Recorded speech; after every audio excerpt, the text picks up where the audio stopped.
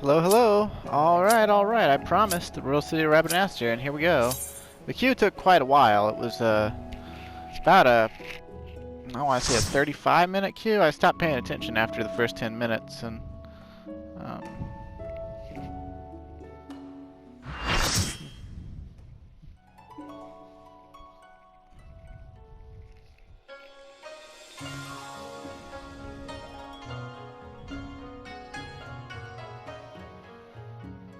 but this is the 24, man. If you need a refresher, because it's been a few videos since we unlocked it.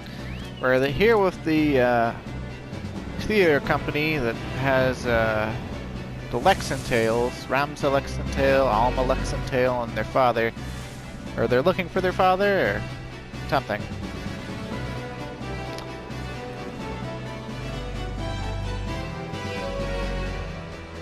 Clyde kind of stands out in his Red Mage AF.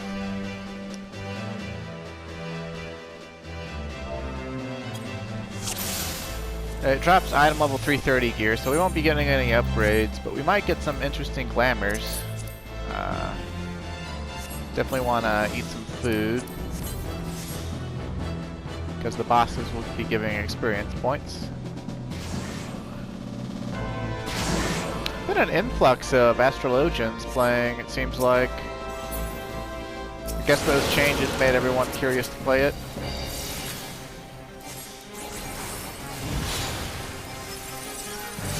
Or fix the issues people had with it or something? I don't really know. Can't really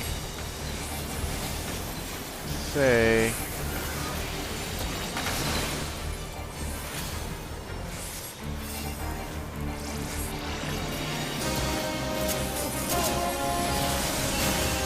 Oh shit. Did I not? Oh, that's embarrassing. I must have not hit the right amount of mana before I did manification. Ugh. Terrible red mage. Nah. Not actually bad. I'm just sometimes I get ahead of myself in my brain. But I'm thankful that the global cooldown is as long as it is. I personally don't understand people who are like, we should only have a 1 second global cooldown. This is bullshit. Like they want to be pressing buttons non-stop.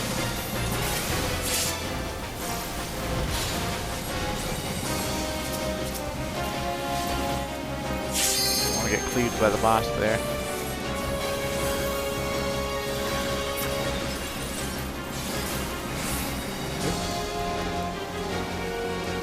Oh. Wasting my procs, wasting my mana, wasting my manification. Ugh. Dreadful, absolutely dreadful.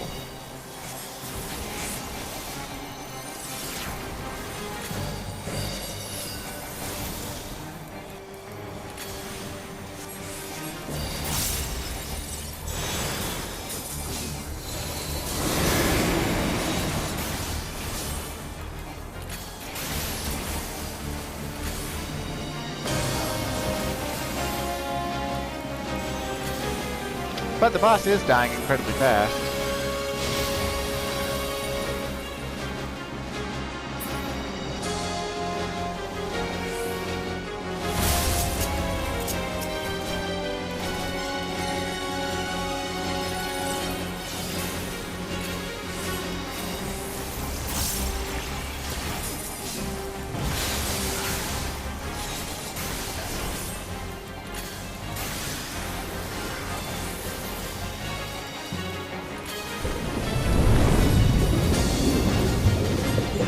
Also, the Q rules for 24-mans are actually inverted because of how many DPS are required.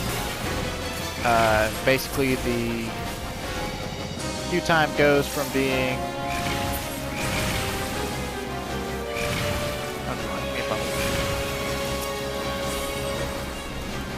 It goes from being, the fastest Qs being healers and tanks to being DPS.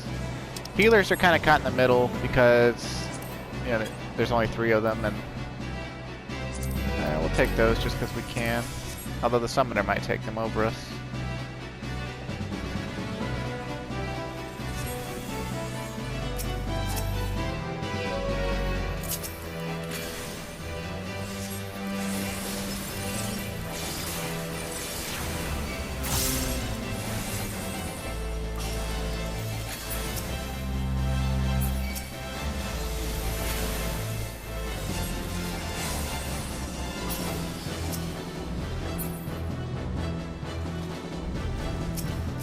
Maybe I should consider turning off Alliance animations. Although it is kind of cool to be seeing multiple gravities going on. Then again, I've got 2 Astros in my party, so maybe I do have them turned off.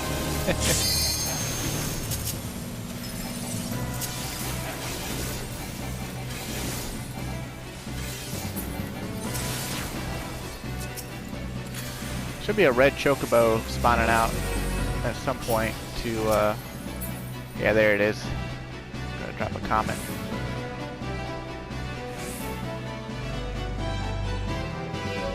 Or Choco Meteor, I guess. Final Fantasy Tactics references abound.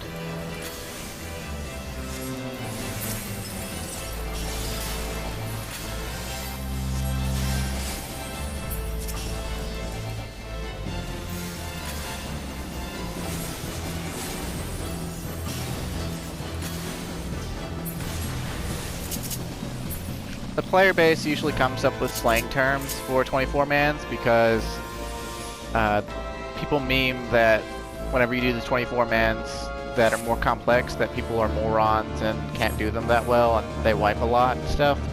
Even though that's not really that true. I mean, it's true to some extent, especially the newer they are. Like, you know, the newer the 24-man is, the more trouble people will have with it.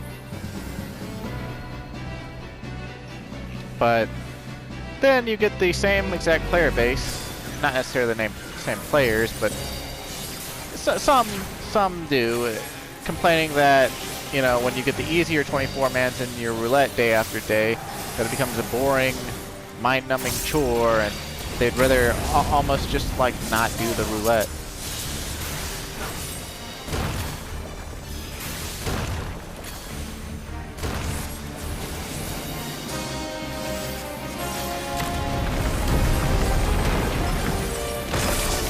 Watch out for where those towers are going to fall down. If one falls on you, it's instant death. And then when he jumps to the outside like that, the side that has his arm blade that has the fire going, yeah, it cleaves the other half of the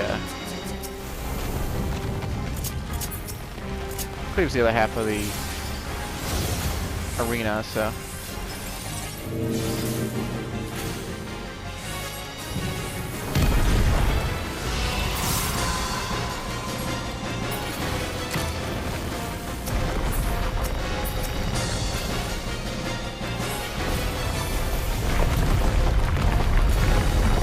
I'm gonna overcap my mana like an idiot.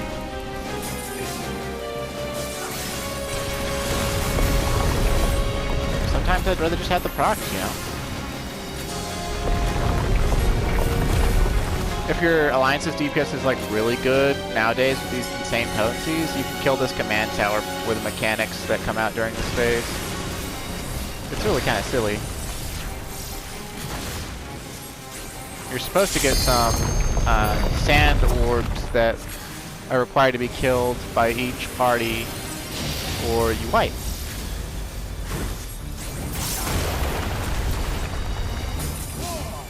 But we're smoking everything, so none of that for us. Where's the other tower falling? Okay, we'll be fine.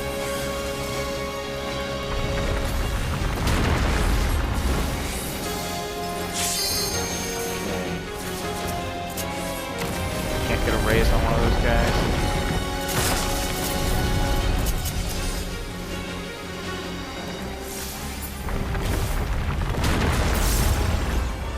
Let's get this, and then no, don't want to do that. Come on. Damn. Accidentally almost putting up the limit break thing staggered my step just enough that my latency killed me.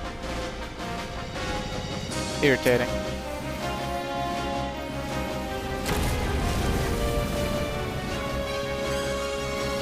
But whenever he jumps away, you don't want to be too far skewed towards the edge of the arena. Just for the simple fact that you have to get away from the center, because he always flies through the center regardless of where he is. So the closer you are to the center when he jumps away, the better off you'll be, because you won't have to sprint.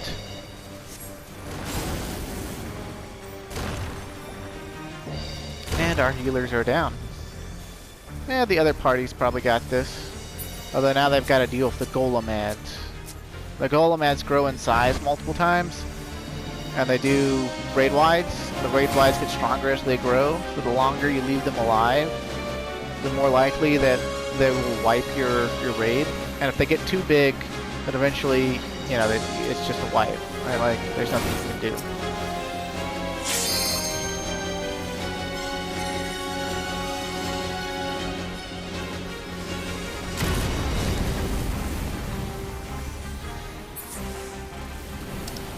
Okay, I guess they're not going to raise me. That's fine.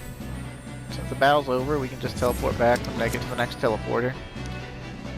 It's kind of annoying, but whatever.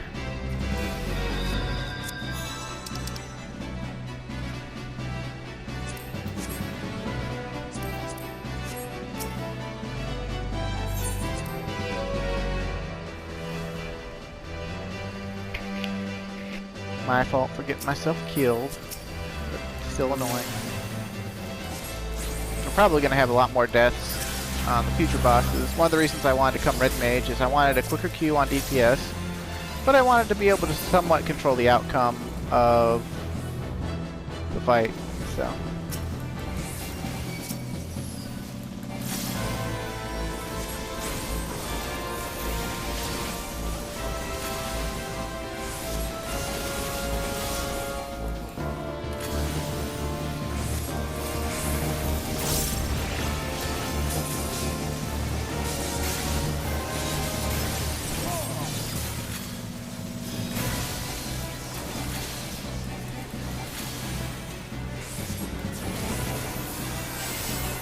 I guess technically we should be focusing on the Chimeras first, but...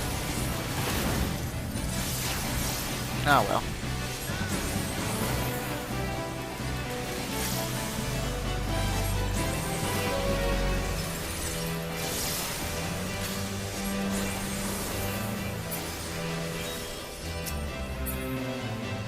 Now this next part is fairly interesting because it's a split path, and you can get a different path every time you come through this dungeon. And one of the paths is underwater, and it has lore things to read. So hopefully we get that one, because if we do, I can read it, and we will, you know, get some more lore on Rabanasty. But I don't think we're gonna... well, this might be it. I think it's the center one, but I could be wrong. It's been so long, I don't really remember. Ah, now this is the swimming one. This isn't the underwater one. Two of them involve water, but only one of them is underwater. And I think it's the middle one. You don't get to choose which path your party gets put into. It's just randomly. It just randomly happens.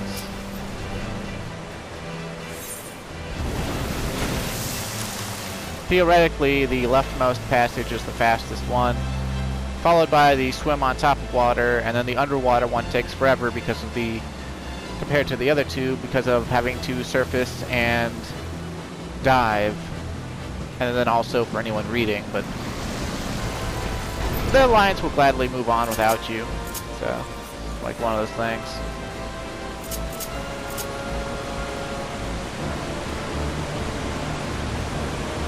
Maybe at the end we'll be able to come back and go through the go through to the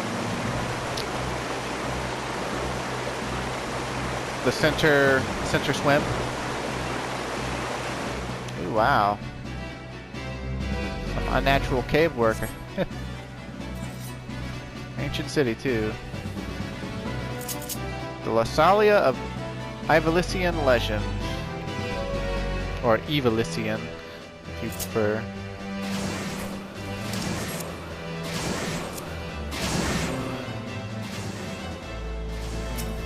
Nightmare, Voidsent, or Beasts, huh? Rufocale.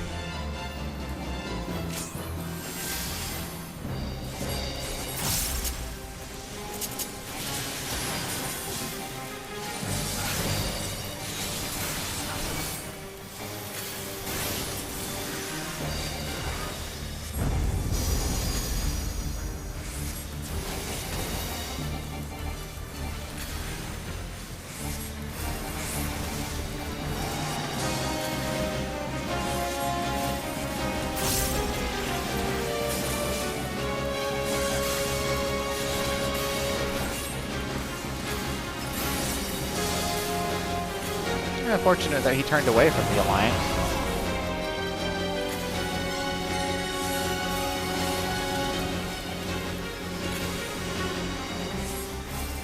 Inescapable hell awaits us all, huh?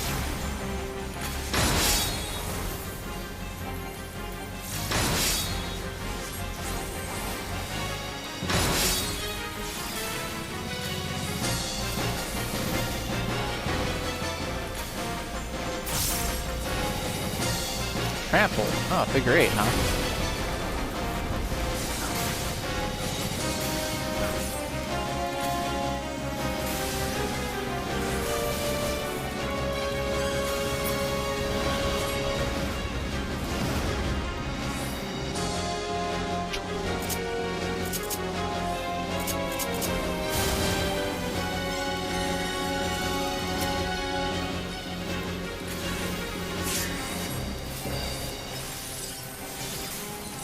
This was one of my favorite bosses when this came out. Definitely my favorite boss from Rabanasty. Invulnerable. Good.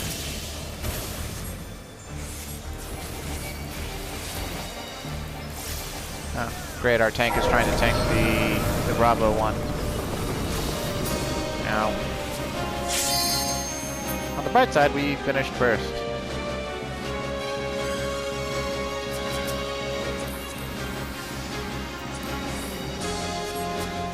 He's got spray-on eyebrows, so I'm not surprised. Hot row. That's Catboy. Catboy. Woodlander. Catboy. Catgirl. Now, if you actually get over to the very side, right, like, you take less damage. So, not everyone knows that, though. They're glad to take full damage from that attack, but if his bar was built up to like 98% or something, you'd definitely want to get over to the side.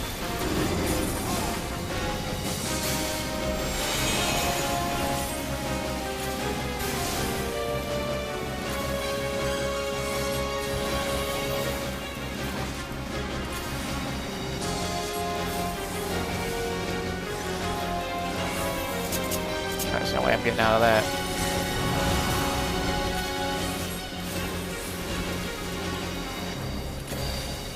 Way too much white mana.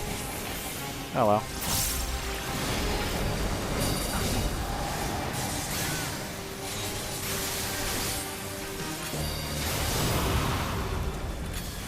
And them white boys have me on crystal meth. Oh, that is not something you want to be close to. That is a very strong proximity AoE.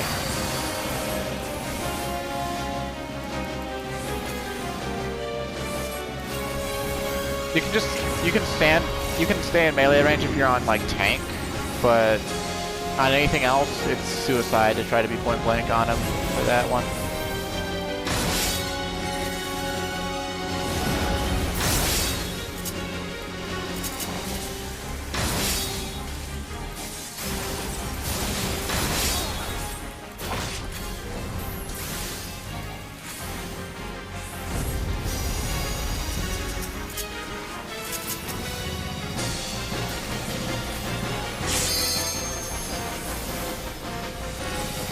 Man, we're gonna kill him before Dark Geass.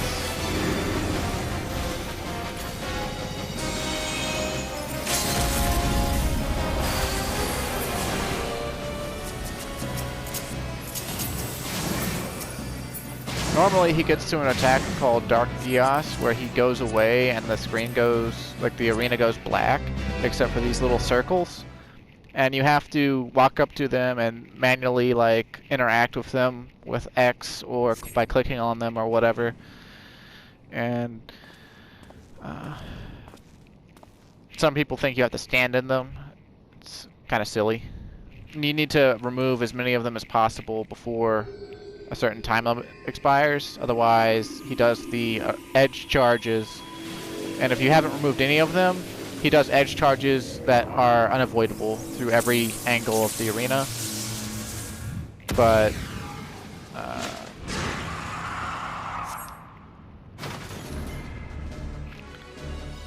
remove enough of them, you'll see the safe spots. Who dares disturb the slumber of Argath Fadalfos, rightful king of Ivalice? Descendants of House Beowulf? Then by my sword shall I banish your souls to the deepest hell. They say Beowulf, right? But, like, they don't say Ivalice, right? I don't get it. He does look stupid. But you're even stupider for engaging him immediately. Although it might have not been you, Mr. Paladin. In a 24-man, especially an old one, there's like no telling. But this guy, he has like this lie truth mechanic. If it's the blue face that you saw, then it's the truth. And if it's a red mask, like with like a Bowser face, I swear it looks like a blue Bowser, and we'll see it eventually.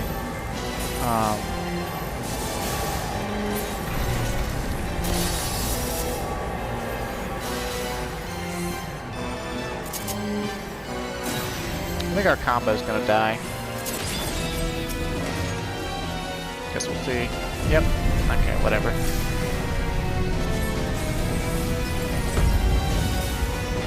But if it's the Bowser face, then he's lying. And you do the opposite of what the mechanic says.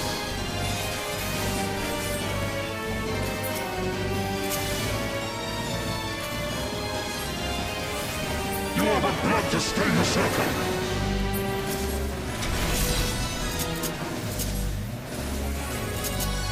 And if you don't know who Argath is, it's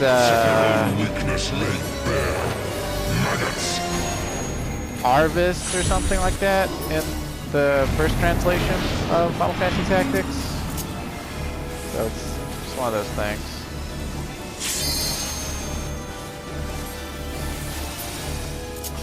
You do not belong in my world. Step into nothing. I don't want to step into nothing.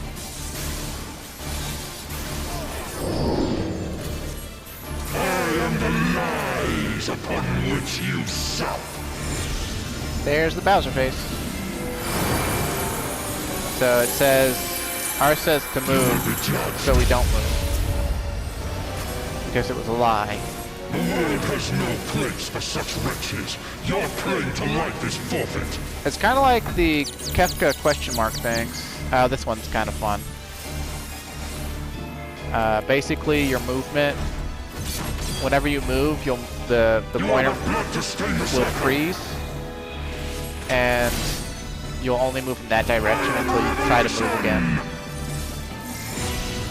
So he wants us to tell the truth now. So we're gonna turn away.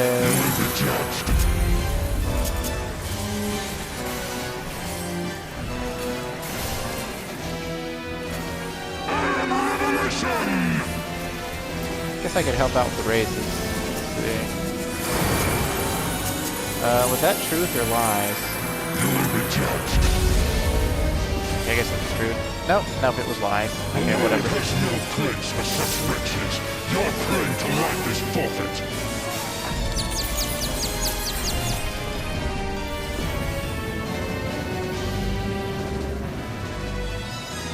It's kind of hard to do on controller. On computer, I heard it's really easy because you just spam the direction you want to go on like WASD, and because of how fast you can press keyboard clips, it works out fine. The dog who bears his teeth before his master. On controller, I've always felt like I have to wait and time it a little bit. But I could be wrong. You don't deal with that mechanic too much. This fight and the Savage version of Sigmascape 3 are the only ones where you really deal with it. Rabbi, this body, it is not my own. Oh gods, what have I done? Save me! Ramza! Save me!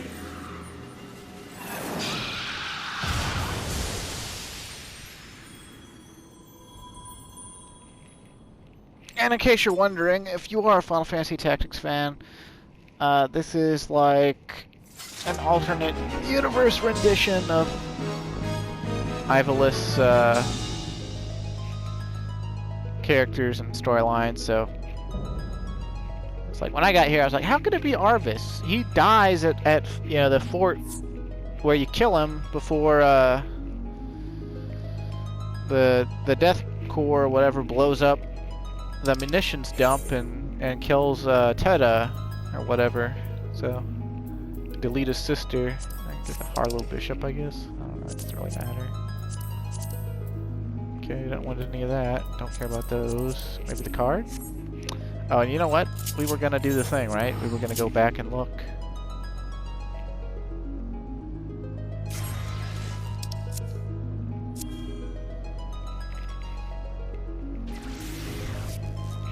So that, all in all, that took 26 minutes to do, and that was with the bosses getting smoked before they could do half of their mechanics. So, well, maybe not half, but you know, like the latter half of their rotation. Like Revocale didn't get to do Dark Geas, Mattius at the start here. First boss didn't get to do anything after the Toad phase, and the Toad phase didn't even last the entirety of its run. Hushmal, we broke the control tower before he summoned the sand tombs, and then yeah, and then what was it? Argath didn't get to do pretty much anything. I mean, like, he got to do most of it, but it didn't go on as long as it could have.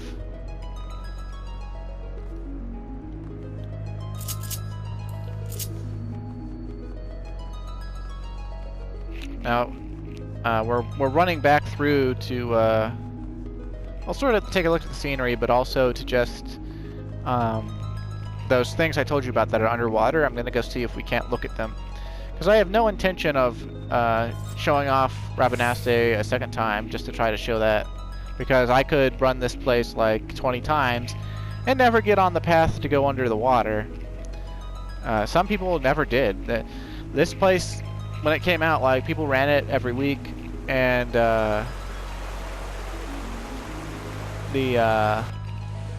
there's just some people who've never gotten to swim under the water.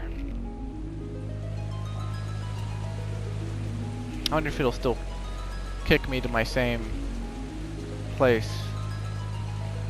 Yep, it is. That's interesting. So it decides your place, and then it also enforces it. But theoretically, I think we should be able to technically be able to go backwards from the central point where all three paths converge, because you can run over to where you could dive. So my dog is sitting next to me sneezing.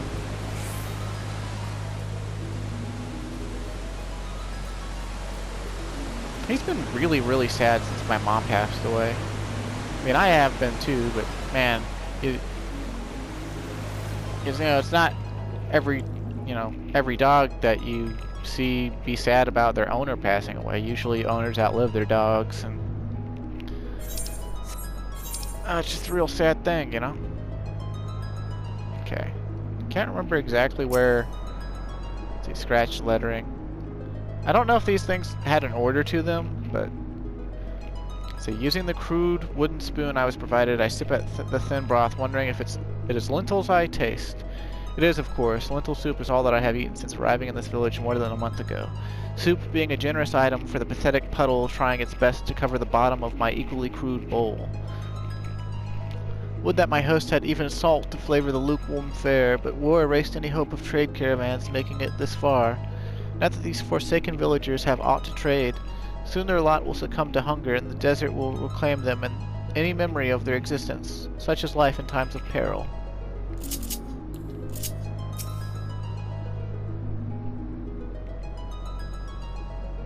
Our lives are as fleeting as a dream. What a somber thought.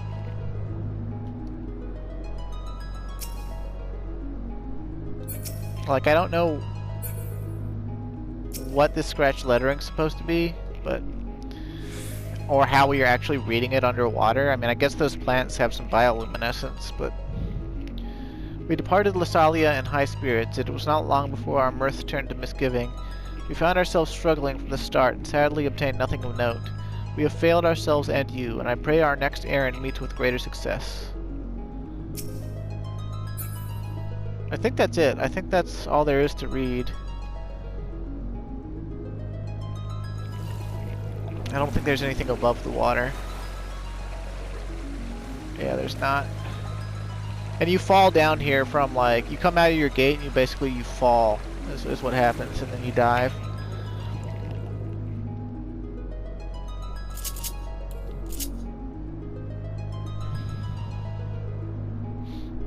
And most people don't think to come back through and check it out for themselves. And what reason would they have to if they, if they didn't do it, they didn't know it existed? I'm pretty sure I got this path my first time through, because I distinctly remember reading the wall scratches. But, yeah, I don't think there's any other things to read, so...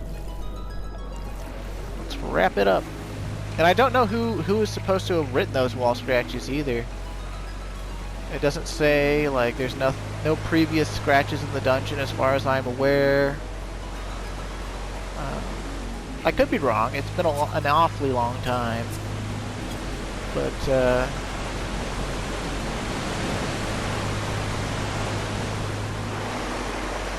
whoa.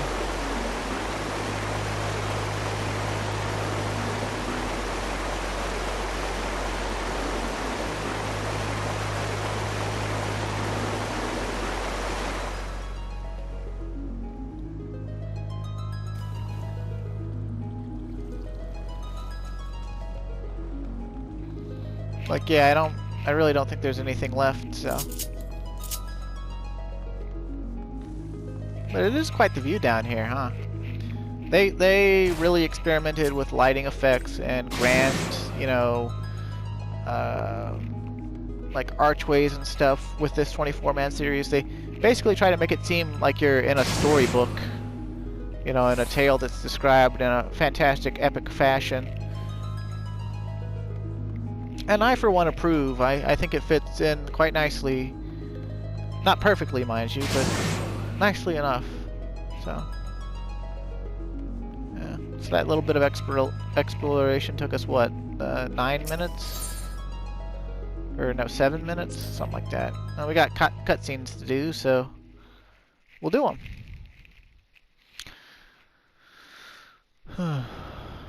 We're gonna have an awful lot of cutscenes. The cutscenes are probably gonna take the rest of the, I'll be lucky if I can unlock the second 24-man. In this same recording.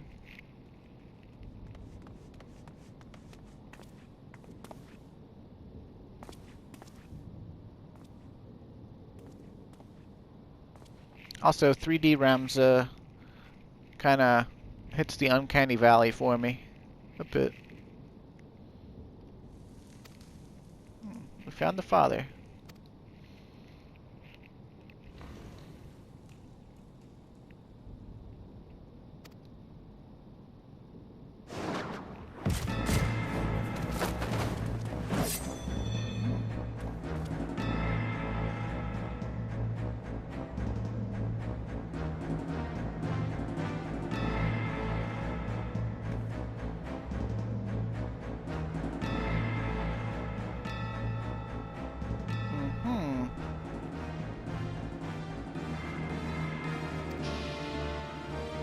Bounty hunter.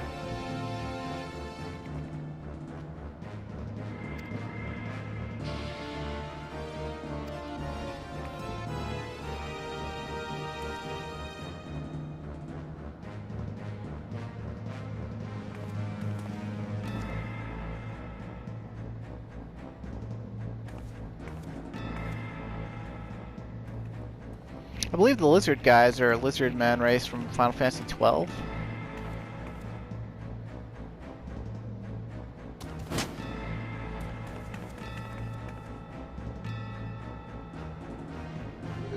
Some people wished that we could play as them.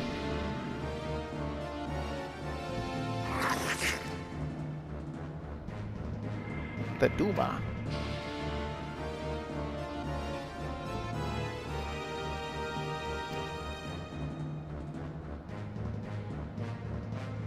He's like, I made a joke. Man, what are you, my link shell leader?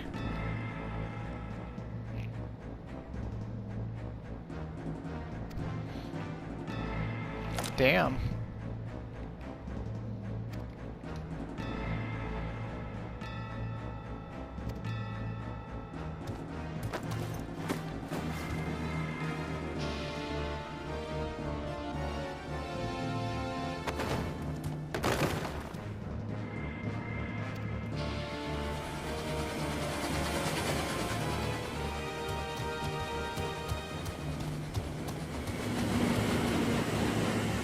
Hey, look, it's a reference to Delete's line from Final Fantasy Tactics. Blame yourself for God.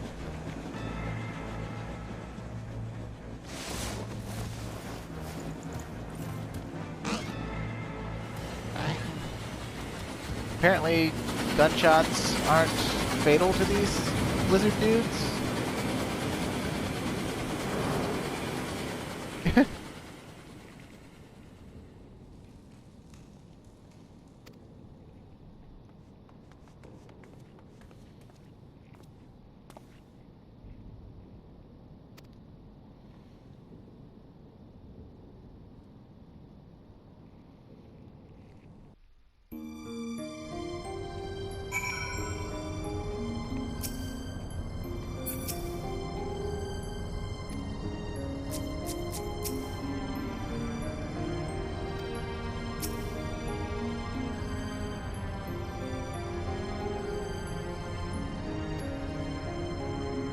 Of course I don't mind. I don't advance story on my own. I have to talk to NPCs to do that.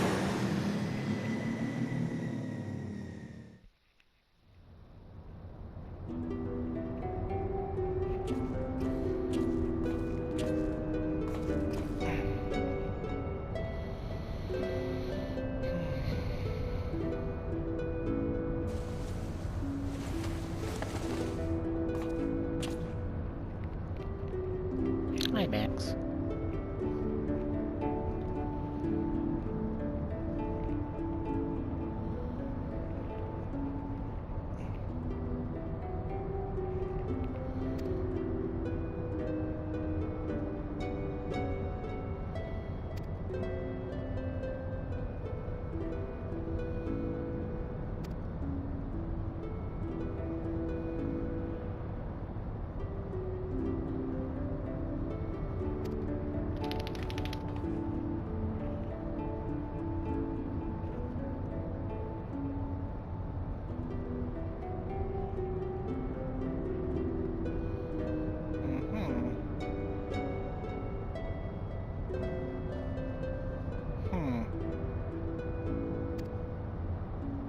Absorbs the host's ether, its very soul, and somehow transforms it before returning it to the host's body?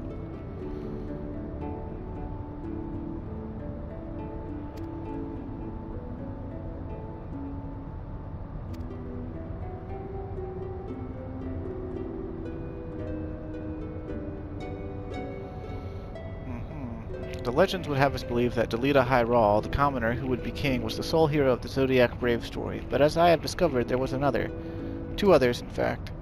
Siblings whose roles faded from subsequent retellings of the story, a brother and a sister by the names of Ramza and Alma. Then...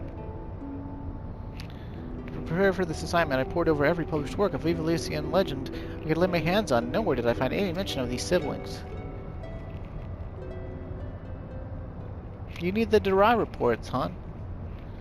But I did. I uncovered irrefutable evidence that Delita had a close companion named Ramza, who aided him in his rise to power. This turn led me to Alma, and that I might never lose sight of the truth, I named my own children after those lost players. I'm sorry I never told you any of this, Sid, but you must believe me. Ivalice has never been a mere pastime of mine. It is and forever will be my calling, my purpose. My family's purpose. Go on. The world knows me as Shinomis Sin Lexentale, but that is but my stage name. My true name is Arazlam Durai. Countless generations past, it was my ancestor who penned the Durai papers, an account of Ivalice and the War of the Lions that details what truly occurred during that turbulent era.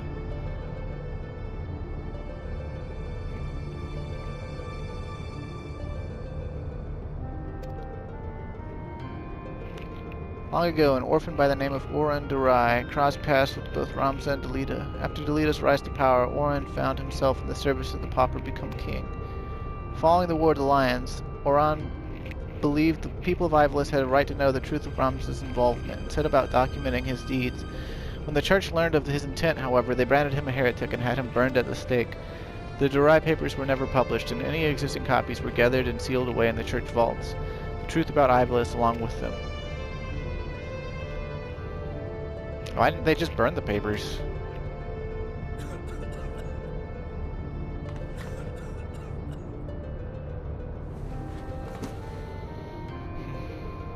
The answer to that question can be found in this book, the only surviving transcript of my ancestors' chronicle, copied from an early draft and passed down for untold generations. With this, my father and I plan to reveal the truth and restore honor to my family name.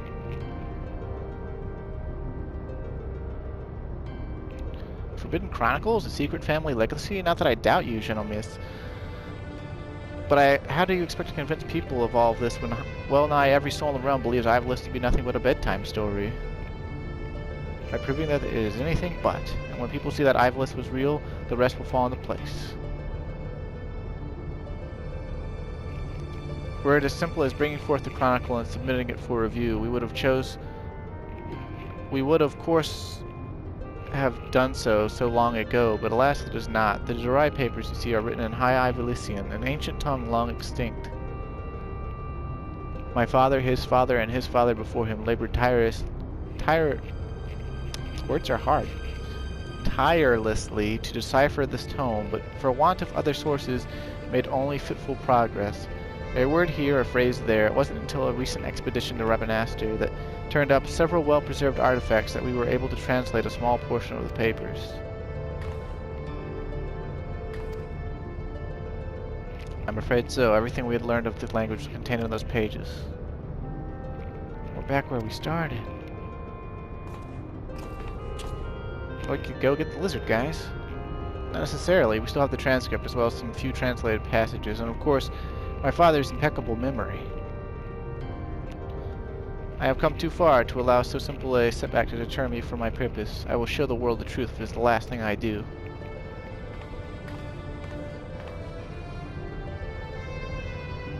It is as Master Garland said, he is a man obsessed, and I fear Ivalice's grip on him will only grow tighter. Father was fortunate to escape Rabanasty with his life, and already he speaks of continuing his quest. Promise me you'll keep him safe, please. How many redhead girls am I gonna promise to, like, aid? See, Alma is 1. Jesse from the Ironworks is 2.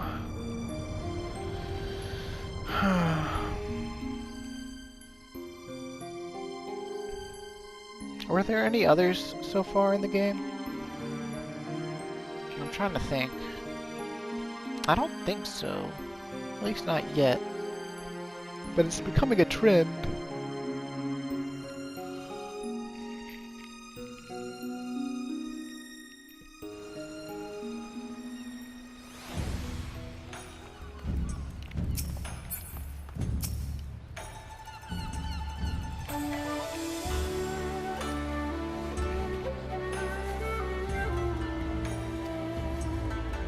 Oh, those guys are just gonna have to fucking lose their careers. That's the way science and history goes when you discover irrefutable evidence. Not that people don't try to make your irrefutable evidence refuted, but...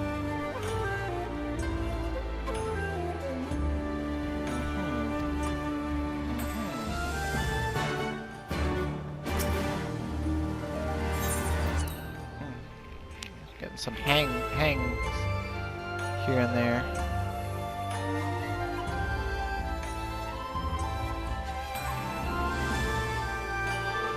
I think I will switch to samurai for a bit.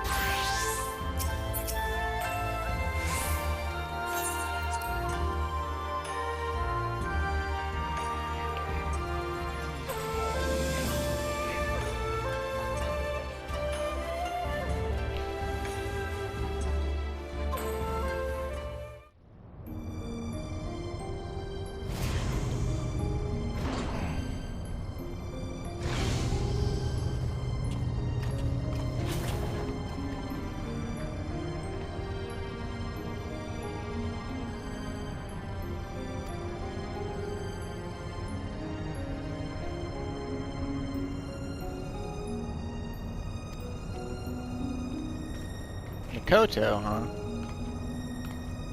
It's a little rain girl. Makoto of House Jinba, a Doman, though my years in Charlian have made me a stranger here. You must be Clyde Wyvernhide, fabled liberator of men, slayer of false gods, warrior of light. I thought you'd be taller. Bitch, I am taller than you! By like 2 feet!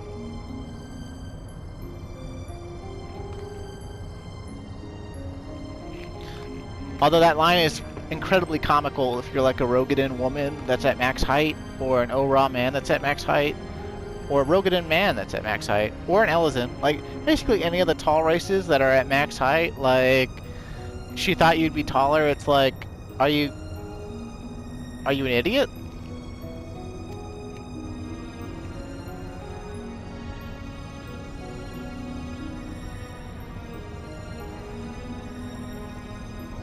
Like, she's barely bigger than Alma.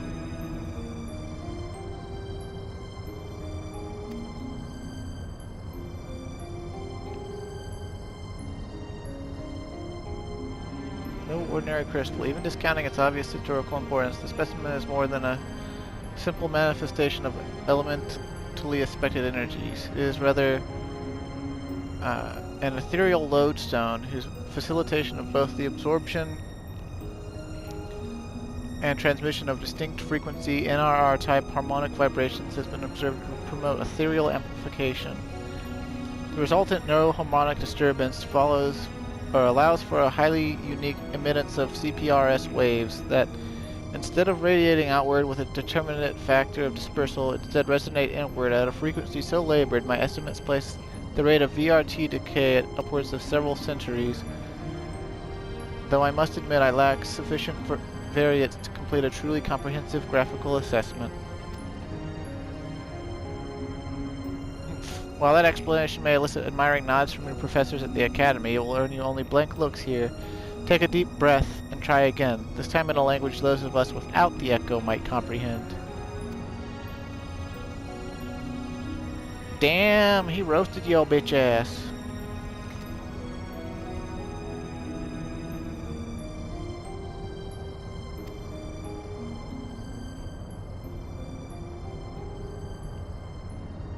Simpler, right? Aether is not the only building block of all things material, but those immaterial as well. Thoughts, memories, feelings, one's very will are all understood to be ethereal phenomena and can be measured as such. Unlike most crystals, which only emit elemental energies, Orosite is tuned not only to absorb ether, but ether specific to the immaterial. That ether is then stored and multiplied within its crystalline confines until external stimuli precipitate release.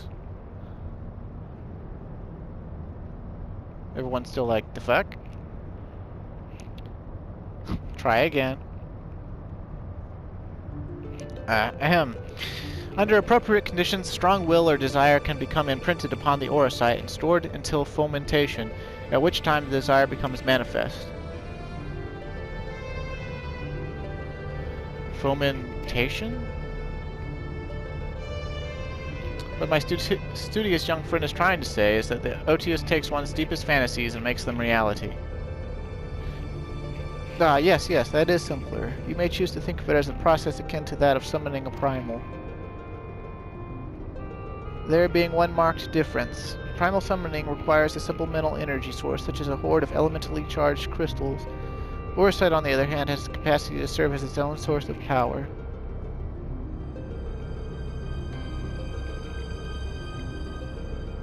Is Clyde telling them about how many things he fought that had Oversight in the last 24-man dungeon?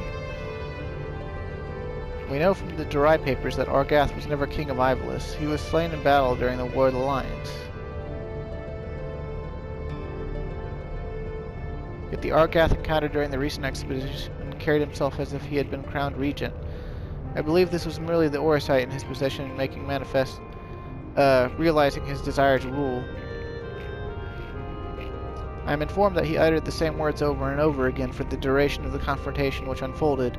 If that is the case, it is possible that it was not actually Argath who uttered them, but the Oversight itself. If the Durai papers are accurate, Argath was a weak and petty noble who believed that his blood entitled him to power. The Oversight took that belief and twisted it into the abomination that Clyde put to the sword.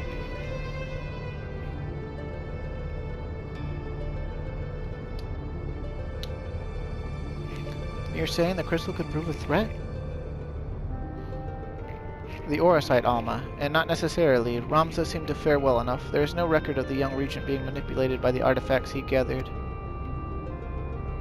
In the hands of the just, the Oversight should prove harmless, even beneficial.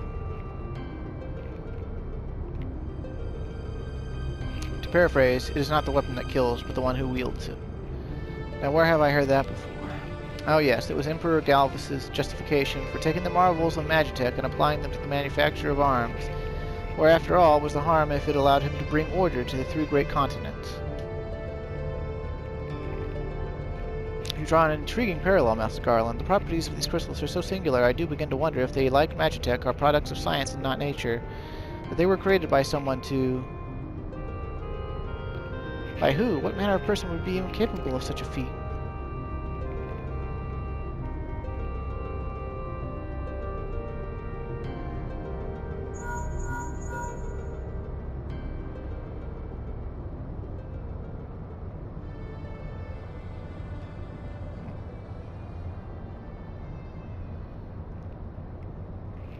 Now that this is an interesting question, to the answer to which I look forward to hearing. Regrettably, I have pressing matters to attend to elsewhere. Fear not, however. Makoto's insight will prove far more beneficial than anything I might accidentally contribute.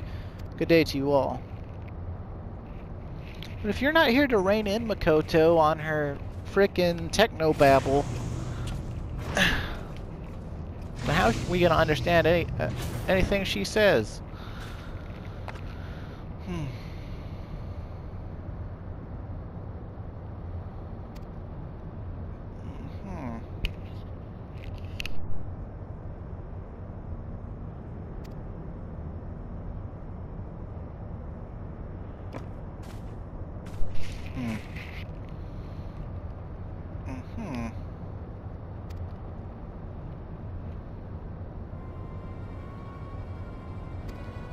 Uh-oh.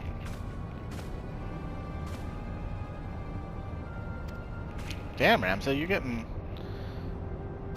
to be a jerk here.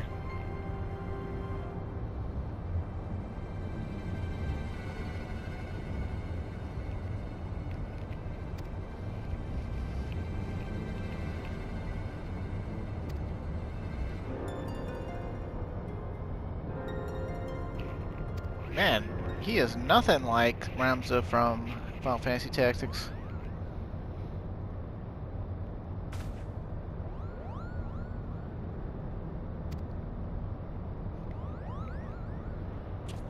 Google, huh? Also, this is a long-ass cutscene.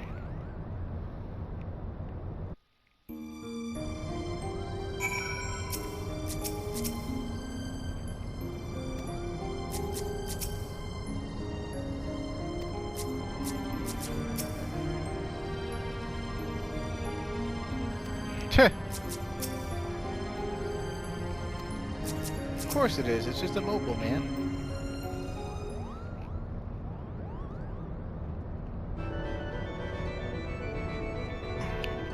I'm just gonna go as far as we can possibly go in this recording. Pretty sure we've only got like 10 minutes left to tops.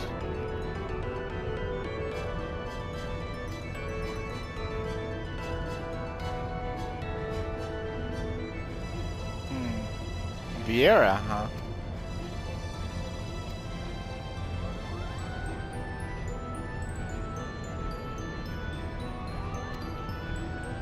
Nomadic by nature, huh? And he's got a white palm.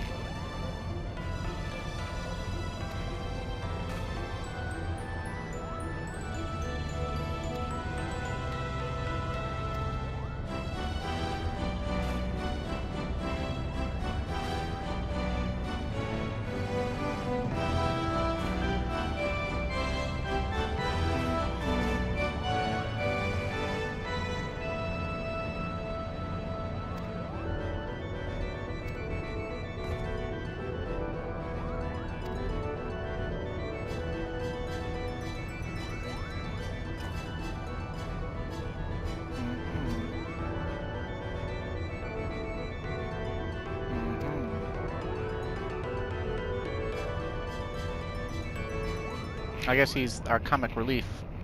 Hurdy.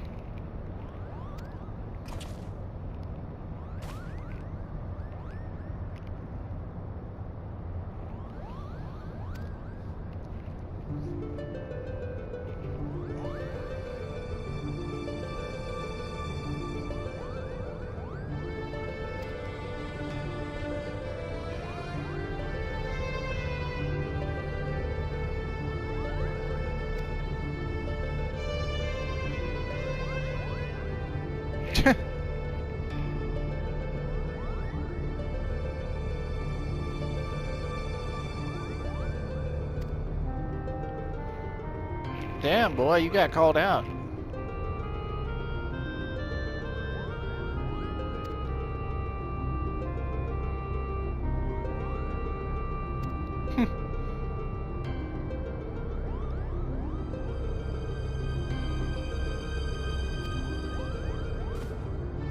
Batmole.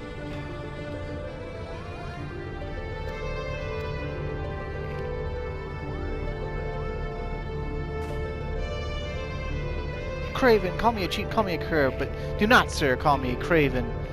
I accept your challenge. Slay but one foul beast by my own hand, and the Majestic Theater Company will accept me into its ranks. Kupo.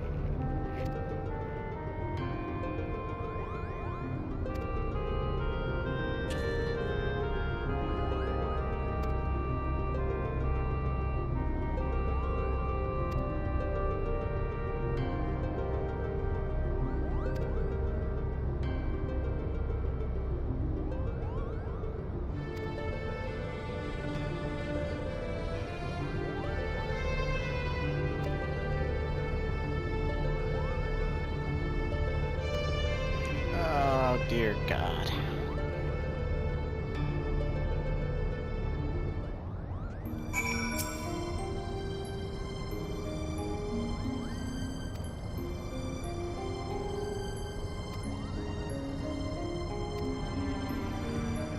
Ugh, we're gonna have to go find him by Pier 2. It's good gravy, Mavis.